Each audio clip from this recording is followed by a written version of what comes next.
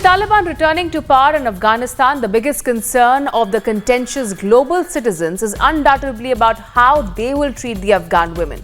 The Taliban, in their earlier avatar 2 decades ago, had taken the condition of the women in the country back to the Stone Age.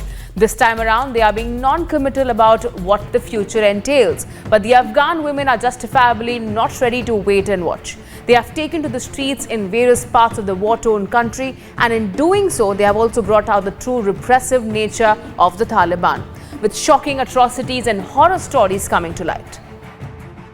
Chief among these despicable Taliban terrorists in Afghanistan heinously shot dead an Afghan policewoman. In the provincial city of Ghor, the woman named in the local media as Bhanu Nigar was killed in front of her relatives and family members at her family home in Firozkoh at 10 p.m. one dark night. She was just 6 months pregnant that time.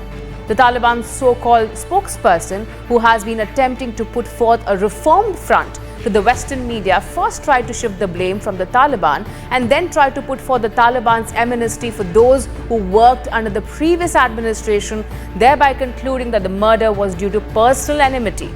The incident has now stunned people into silence, with details sketchy amid fears of retribution. Since taking Kabul on August 15th, the Taliban have sought to portray themselves as more tolerant than their history and reputation suggests. But incidents of brutality and repression are hard to miss in different parts of Afghanistan.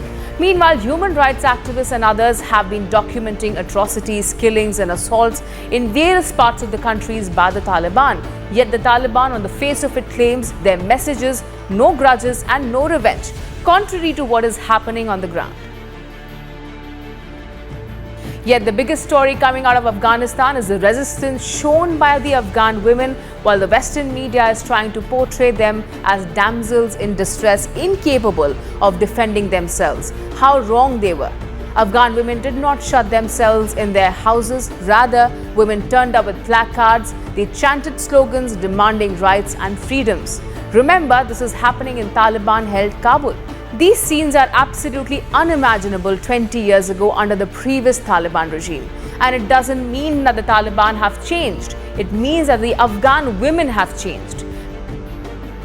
We have read and seen reports of how an Afghan woman TV journalist was removed from being on air by the Taliban, and the list has not ended there.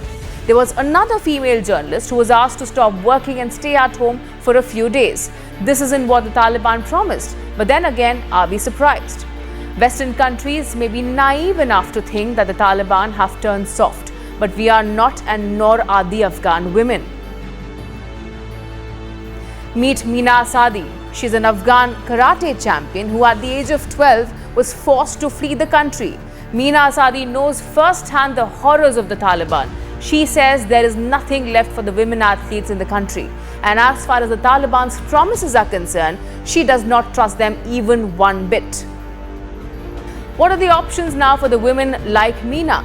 Be it journalists, professionals or athletes, the Taliban won't let them work, study or play. So what do? For some, the only option is to leave their motherland. Can you imagine leaving your own country to do that?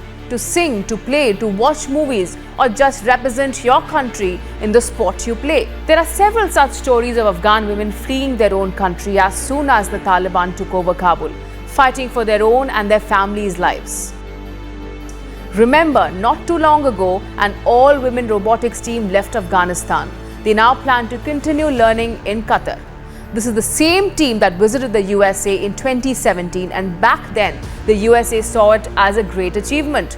Today, that same team has been broken up, one part in Qatar, the other in Afghanistan. That is the story of the Afghan women. They are not relinquishing their rights. They plan to fight the Taliban as long as they can. In the end, what are they facing this pain and discrimination for? For being professional athletes? For pursuing careers in robotics? Or simply to be professional working women in their own country, which women and men all around the world take for granted. The world is playing trial and error with the Taliban, giving them a chance to show they have changed. But what about the flip side? They're gambling with the Afghan women's lives and freedoms. That is not diplomacy, and it certainly cannot be a trade-off in the political negotiations.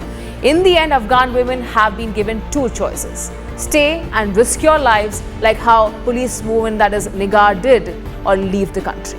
Both these choices are beyond unfair, yet the Afghan women have shown the world that they will fight.